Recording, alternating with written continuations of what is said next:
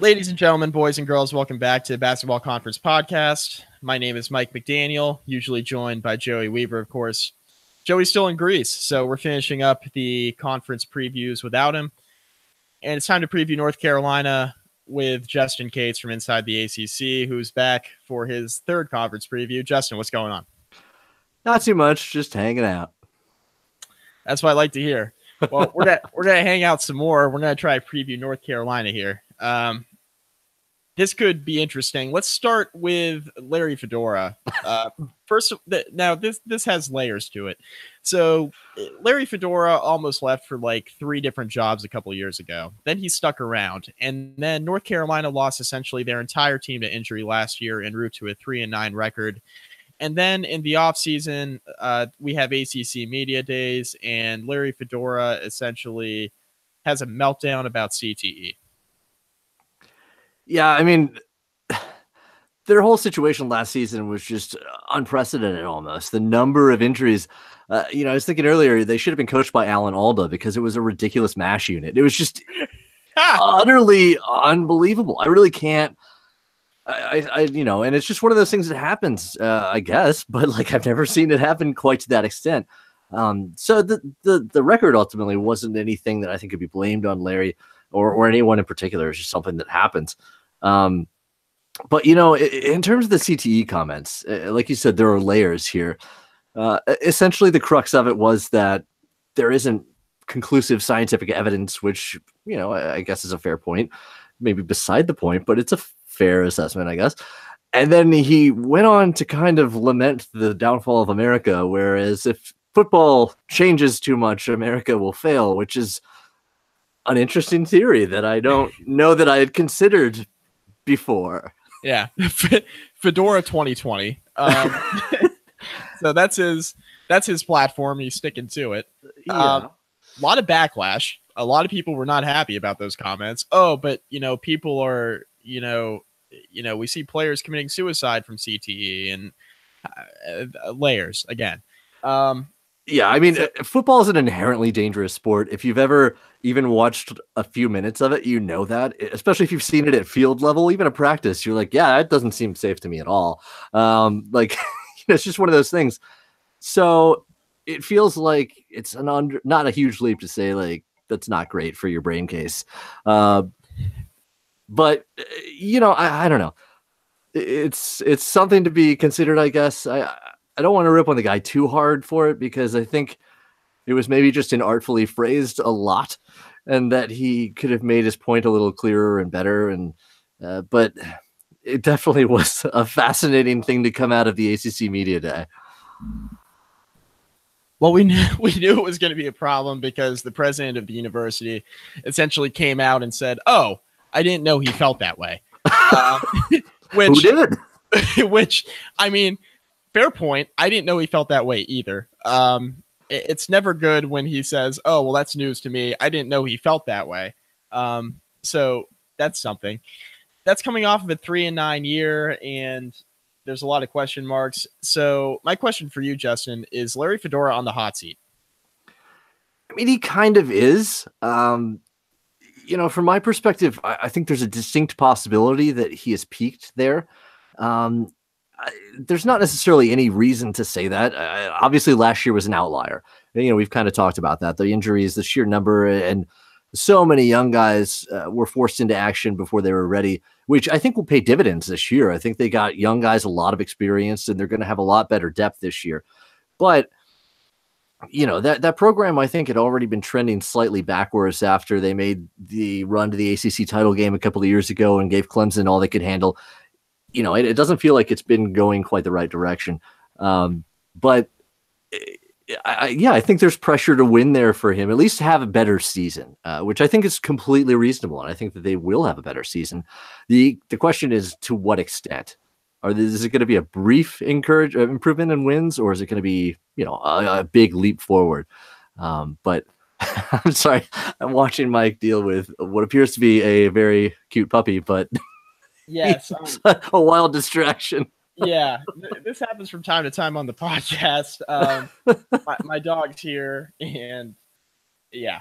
Anyway, Okay, yeah, I agree with everything you just said. There, I think Larry Fedora is definitely on the hot seat. I think that there are multiple layers to it. Um, Obviously, I think he should get a pass for last year going 3-9 to a Yeah. degree because I've never seen injuries like that before. That was insane with the amount of injuries that they had. Um, but I think making those comments at the ACC kickoff is obviously something that I don't think plays in his favor. The president saying what he said about, oh, I didn't realize he felt that way. I think that's a problem.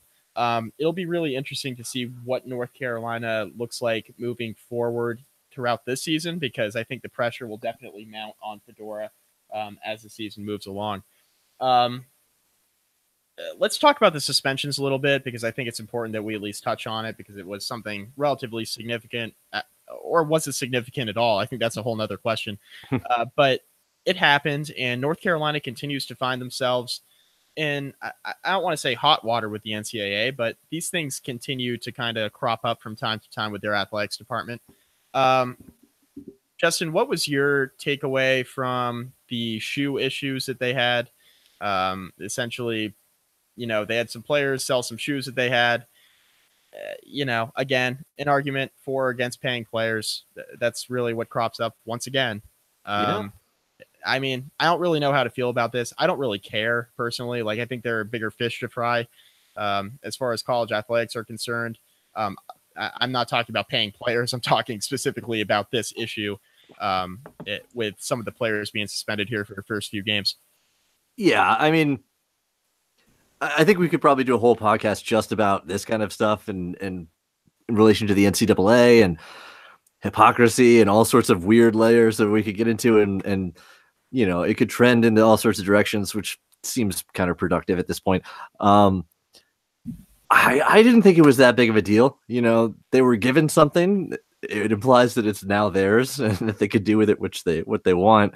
I understand completely the other aspect that they wouldn't have gotten it if they weren't players. I don't know. It just doesn't seem like that big of a thing. I know for a fact guys when I was in school would get the gifts from the bowl game, and a lot of them already had whatever it was that they received, and so they maybe were or not counter. They were just entrepreneurial. I can't say the word right now. It's a difficult thing. They were industrious young men who turned around and made a small profit off of an organization that makes an extraordinary profit. I don't care. Yeah. It's not that big a thing. It's just at the end of the day that I agree. Like, it's not that big of a deal. I don't want to speak too intelligently on it because I don't think I'm capable of speaking too intelligently on it, quite frankly. So I'll leave it kind of where it's at. They sold the shoes. They got in trouble. Players were suspended, mostly reserves. One guy who wasn't a reserve that actually is pretty important to this year's team is quarterback Chaz Surratt. Suspended now for the first 4 games. Nathan Elliott is now your starting quarterback.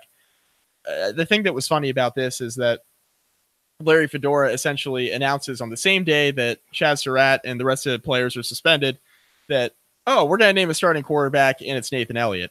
So I would have loved to have been in that room to ask him, well, what has Nathan Elliott done to earn the starting quarterback job? That would have been the $1 million question.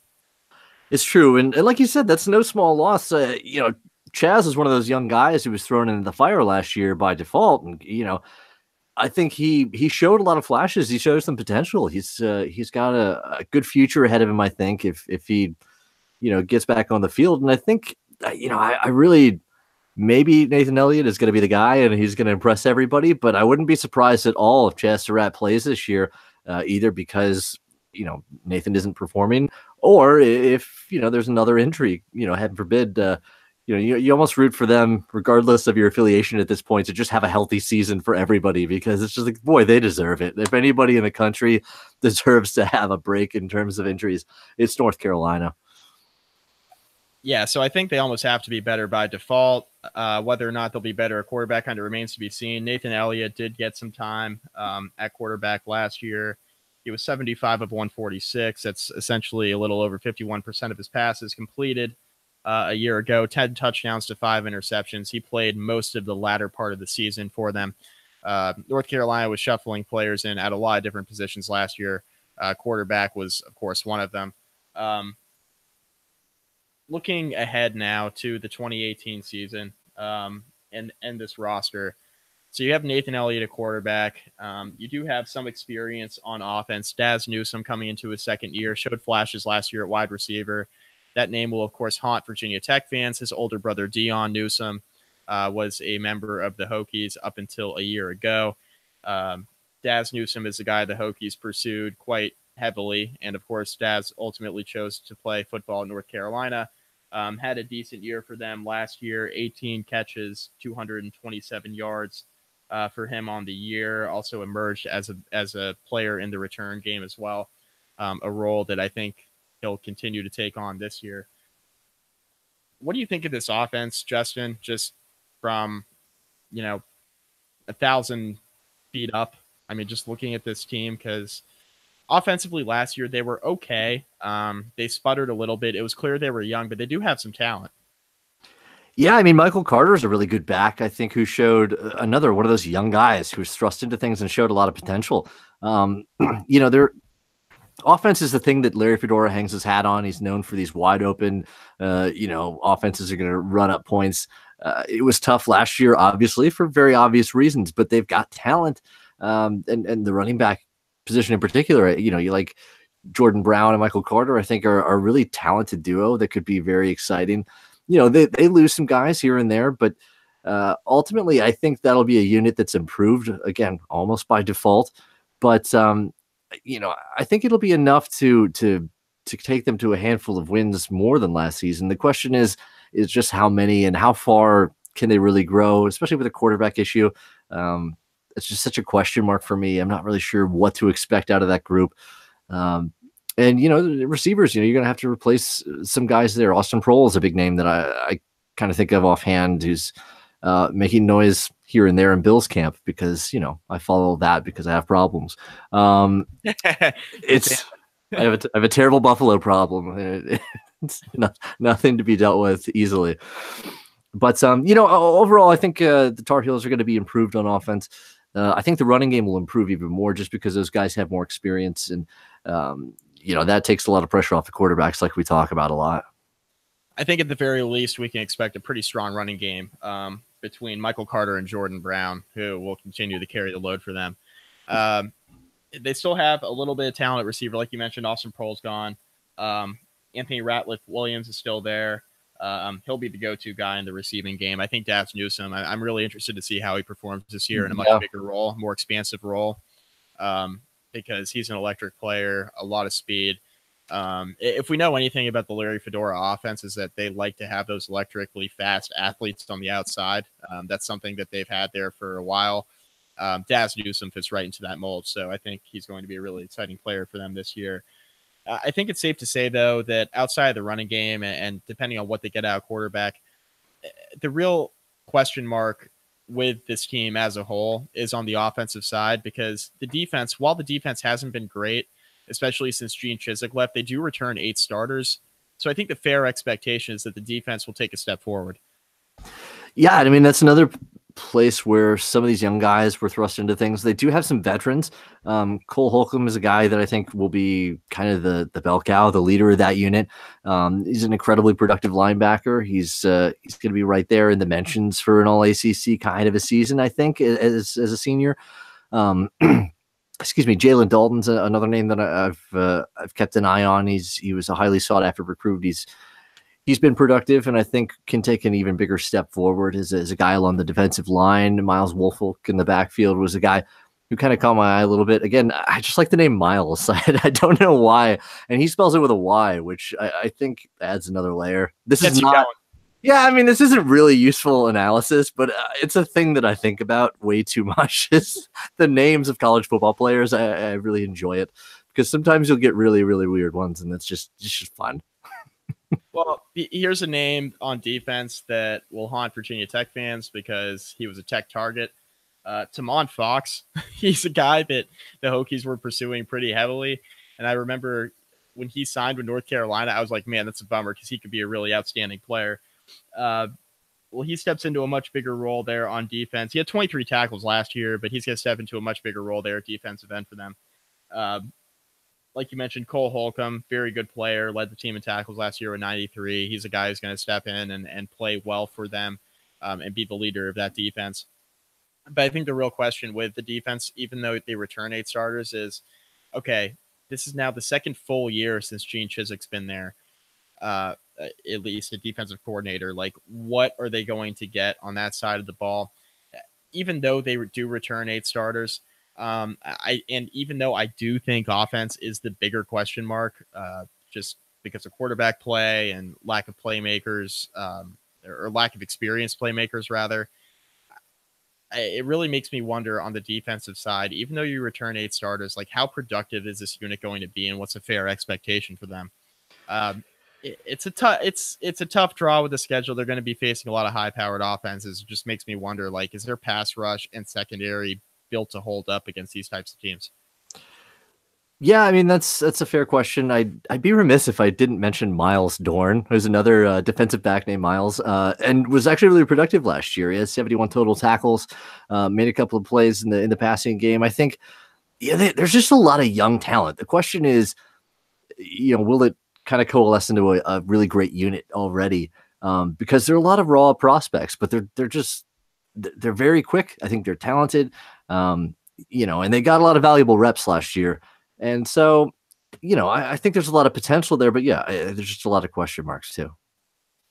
We've named a lot of young guys on both sides of the ball. So I think for purposes of this exercise, we can probably skip player to watch on offense, player to watch on defense. Like, my guy would have been Tamon Fox on defense. On offense, it would have been Daz Newsome. Even though he's not technically a new guy, he's going to take on a much bigger role. He's going to be a really important player. Yeah, those are good breakout candidates, regardless of how much playing time they got. And yeah, I think there's just so many possible guys who you're going to see that you're just going to say, oh, wow, where did that guy come from? And if you were watching last year, even after things got rough for Carolina, they were there and they were coming along.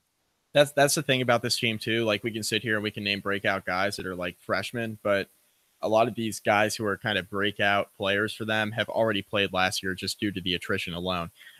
So these are guys that, you've heard of if you're a North Carolina fan, but will take on a much bigger role here this year as the year goes on.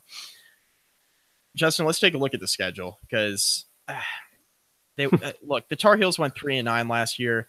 Again, full disclosure, I have no idea what's going to happen in the ACC this year. Yes, this is an ACC football podcast. I follow the ACC religiously. I should know or have a better idea of what's going to happen than I do. I have no idea what's going to happen with North Carolina. I've said this in a lot of the previews. I don't have a clue this year what's going to happen in this conference. So many question marks, mostly at quarterback. This team's no different. Let's look at the schedule. Yeah, let's. All right, so we've been chalking these up as surefire wins, surefire losses, and toss-up games. For the sake of this exercise, I think it's safe to say at Miami on September 27th, even though North Carolina nearly knocked off Miami last year, going to Miami on September 27th seems like a surefire loss to me. I think that's fair. I think Miami's going to be a surefire loss for a lot of people this year. Obviously, they're immensely talented. They're a top 10 team, at least in theory. That's the preseason polls are worth very little. But that's going to be a challenge for anybody, and certainly no different for North Carolina. They've got a rough schedule in terms of, especially the out of conference games are pretty stout. Opening at Cal is such a trap, and obviously Cal was not a good situation last year necessarily. So it was, and then you've got UCF on there. They have a new coach, but they're still UCF, and I think they still have enough talent to beat a lot of people. In terms of surefire wins, the only ones that I see are the directional Carolinas. At East Carolina and Western Carolina at home, you're not losing to Western Carolina November 17th. It's just not going to happen unless, again, the MASH unit returns. But I don't think that's going to happen. I just don't. I mean, to North Carolina's credit, they were one of the worst teams in college football last year, and they beat Western Carolina 65-10. See? I like their chances against Western Carolina. They did not play East Carolina last year. East Carolina is a really bad football team. Yeah. Scotty Montgomery just named a starting quarterback, and I'm not even sure East Carolina fans know who he is. So that team's going to be a mess. I like North Carolina's chances in that game as well. Those will be my 2 surefire wins against the directional Carolinas. My 1 surefire loss will be against Miami. and then maybe at home against UCF. But it's a home game, and there are a lot of questions with UCF. They got Mackenzie Milton, really talented quarterback, one of the top 5 or 6 quarterbacks in all college football. But they don't have Scott Frost anymore, and what's that worth? I don't know. We'll find out. It's a fair point. Yeah, the coaching change is a big variable there, and yeah, there's always some roster turnover, but yeah, it's going to be a challenge regardless, and it should be an interesting game to watch. Actually, I'm kind of looking forward to it. Yeah. Let's talk about the opener against Cal. I don't know what's going to happen with Cal this year. I don't know if they'll be any good or not. That's a complete toss-up game. All I know is that ACC teams going out west for openers, overall, not a great track record. No, and I mean, like I said, just opening with that, I guess it's an advantage in terms of, or versus, doing that during the season and having to totally rearrange your schedule during the season. You can kind of build up to it. It's a September 1st game, and you'll at least have that in your back pocket, I guess. But it's just not, making that trip is not a fruitful experience for pretty much anybody that tries to do it.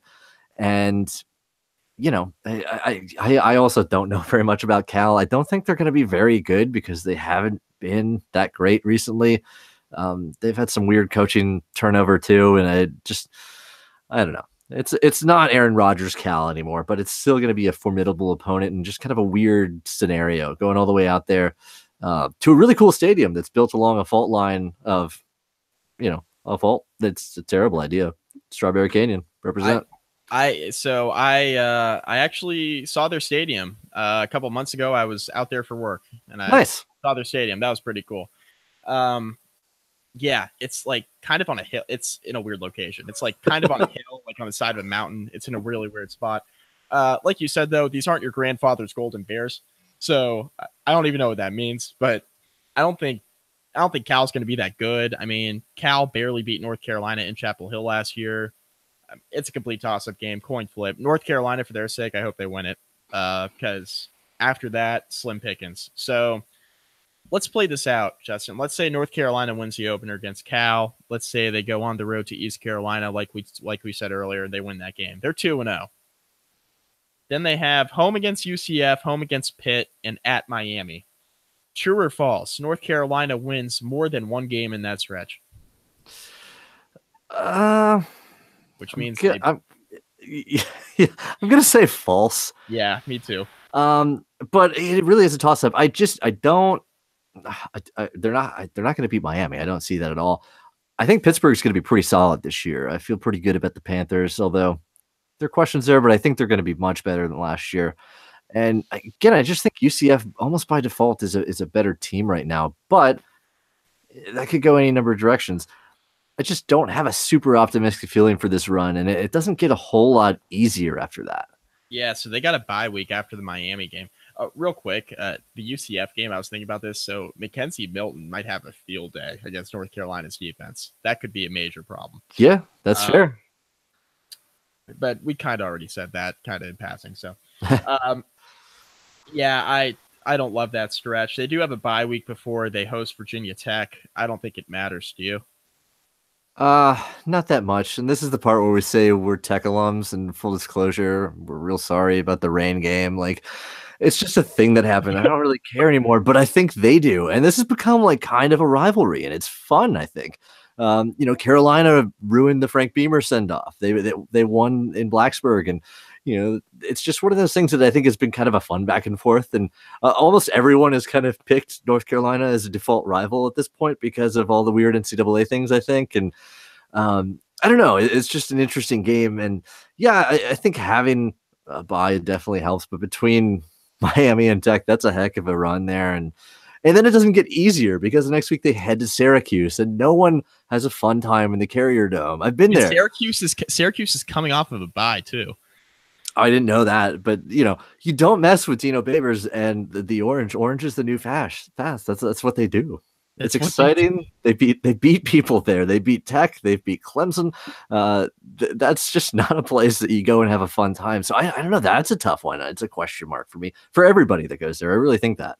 They don't win many games, but they win a lot of games that seem to matter. They pick and choose. Yeah, they pick the big ones, and they do well. They definitely pick their spots. They beat Virginia Tech a couple of years ago. They beat Clemson there last year. They picked their spots. Yeah. Yeah, I was watching tangent real quick. I was watching College Game Day Scoreboard earlier, and they were talking about Jim Harbaugh at Michigan, and they were saying, okay, Jim Harbaugh, we're not sure if he's on the hot seat. What games does he have to win? And they're like, oh, Jim Harbaugh, he doesn't have to win any game. Like, he doesn't have to win all the games, but he has to win a couple of them, namely Notre Dame, Michigan State, and Ohio State. Like, Yeah. the fan base doesn't really care what happens in between. Like, if you beat the rivals, like, you can stick around for a little while. So, matter. Dino Babers seems to be winning like a couple games a year that matter, even though that team has been 3-9, 3-9, 3-9. You know what I mean? 3-4 Right. wins. Yeah, and I mean, it helps that he's a likable guy. Jim Harbaugh is legitimately crazy, but that also helps him, I think. Like, it's just, I don't know. There's a cult of personality around almost every head coach to some level, and it's just an interesting thing to watch from afar when you're not part of that program. And yeah, I think Dino has done a really good job. Honestly, I think they were a lot closer to being good than their record indicated. This is kind of a side tangent entirely because we're supposed to be talking about North Carolina, I think, but it's we are. That's okay. Yeah, it's no, I think that's a challenging game. I think at Virginia is a challenging game. We've talked about them a lot in all of the podcasts. It feels like, at least the ones I've been involved with. I think they're just such a wild card. I think they're going to be good, or at least goodish. Georgia Tech at home, I think, is a tough one. Although it is at home and it's homecoming, yeah, that's a tough way to start November. And then you turn around and you play Duke, which is a little early in the year. I feel like that game crept up a little bit. It's usually end of the season, but you know, that, and then NC State to close the year this year. Boy, that's a tough stretch. It's just, there's not a lot of let up there for a team with so many question marks. Completely agree. North Carolina has to almost be better by default. I feel like how much better is the real question. All right, Justin, record prediction. Well, it's a bit of a cop out because I'm not going to necessarily pick specific games because we kind of already went through that and it's hard. It's hard. Yeah, it's hard. Apart from like one or two spots, it's really, really challenging. I, with not a lot of thought about it, I went through a quick run through earlier and I came up with 5-7, which is an improvement. I could easily see them flipping that. If everything falls into place, they stay healthy and the quarterback play is okay. Even if it's just okay, I think they'll be much better and they'll be able to sneak out the kind of the games that we might consider pushes right now, the Syracuse, the Virginia, the Duke, those kind of games. And that's where the record is going to be made, is if you have an opportunity and you win those games, yeah, you're going bowling. If not, if you drop too many of those games, you're going to be at home again. And then there are questions about your head coach because it's like, boy, man, it's a little better, but it wasn't that much. And what are we doing? And, there's a lot riding on this season, I think, for Larry Fedora, for North Carolina, for the whole athletics department, frankly. There's just a lot of baggage with this program right now. And, winning more games than not would be a lot to salve a lot of wounds there. I'm going to go with 4-8, and I'm going to go out on the limb and say this is Larry Fedora's last year at North Carolina. Voluntarily or not? Okay, now that's a better question. So do you think so here you go. Follow up to that question. Do you think that Larry Fedora missed his window of opportunity? Yes. I think yeah, his stock was a lot hotter a couple of seasons ago. And again, everyone is going to understand last year. And even if this year isn't amazing, I think they'll maybe understand that, but he's not the hot commodity that he was perceived as being a few years ago when, like I said, they were running to the ACC title game. They were making 8 and 10 win seasons at a place that hasn't seen that many of them. Carolina has a strong track record for the most part, more than you would think for being a quote unquote basketball school, but this is the basketball conference podcast. So this kind of thing happens all the time. I think that I think they have a chance to maybe make him. And if he wins like 8 games this year, then yeah, maybe all of a sudden people are like, yeah, okay, it was just that 1 year. Let's sign him up. But yeah, I think the stock has cooled considerably. If North Carolina wins 8 games, something went absolutely insane. Like something crazy happened. I don't know. Yeah.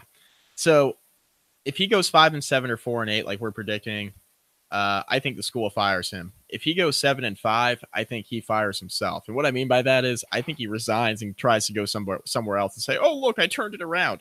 I think he misses window of opportunity as well.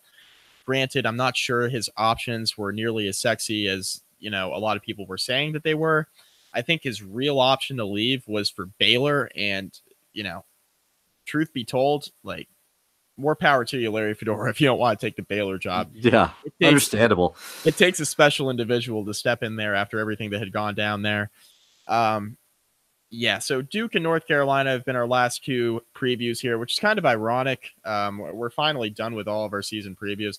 It's kind of ironic now because, the Basketball Conference podcast, the namesake is essentially due to North Carolina and Duke being basketball schools and kind of bringing prestige to the ACC because of the basketball aspect of things. It's full circle. Ironically enough, it's full circle, and they are the last two teams we previewed.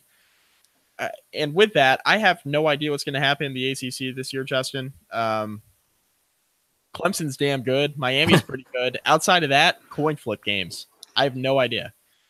I don't know what happened on this podcast, so I think it's fair to say that I don't know what the season is going to be, but I don't know. It's going to be a lot of fun. I'm really looking forward to it. I love the ACC as a conference. I think it's a lot of fun. I think it's way better than people give it credit for. I think there are a lot better teams than maybe people realize, and I think that we'll be surprised by at least one or two of them. It could be North Carolina. I really think that. I think it could be North Carolina, it could be Duke, it could be a lot of these teams. And so Pitt, UVA. The pure unpredictability of it, I think, makes it so much more attractive than some of the other conferences. It's like, well, these guys are going to be great. It should be a lot of fun. It's going to be a wild ride, and I'm looking forward to it, being along with everybody who's listening, and we'll go through this together. We're going to get through this, people. Well, go find Justin stuff at Inside the ACC and at Best Cates on Twitter. We'll just wrap this thing up, Justin, because I don't know what else to say about North Carolina. Yeah, no, I agree. Let's do it. All right, cool. You can find me on Twitter. I'm at Mike McDaniel CFB. Follow Joey Weaver, who will be back on the very next podcast to do our ACC season preview, and we'll get into week one. You can follow him on Twitter at FTRS Joey. You can harass him because pictures of Greece are outrageous anyway. But, I'm extremely jealous that he got to go to Greece. So you can harass him at FTRS Joey on Twitter or tell him that you miss him. Either way. You can follow our podcast on Twitter at BC Podcast ACC. Find us on Facebook, facebook.com/basketball conference. Find us on the Overcast app, of course, iTunes, Google Play. We're on SoundCloud. Go check us out there. Rate and review us both on Facebook and iTunes. We would like more ratings and reviews. If you haven't done that yet, why haven't you? What are you waiting for? It's really easy. It takes like 30 seconds. Sorry. Oh, okay. Well, Justin hasn't done it yet. I'll do it later. I will. He'll do it later, and he's a guest on the show, so I'm going to cut him a little credit. For those of you who aren't guests on the show, what the hell are you doing? Go rate and review the podcast. It's great. It helps us. It'll be good. There'll be more content. It's fair. Yeah. Also, find us on email if you do that thing. Sorry, that sounded like an old person saying, find us on the email. Find us on the email thing. Send us your angry letters, care of Joey Weaver at... Yes. Find us on the Google machine. No, seriously, email us. basketballconferencepodcast@gmail.com. Really long email. Make sure to check us out there. What else? I think we're good. I think that's it. Good enough. All right. Justin, thanks for coming on. Hey, thanks for having me. Let's do it again. For Justin Cates and for myself and for Joey Weaver, we'll do this again like we always do. I'm Mike McDaniel. Until next time, go ACC. Go ACC.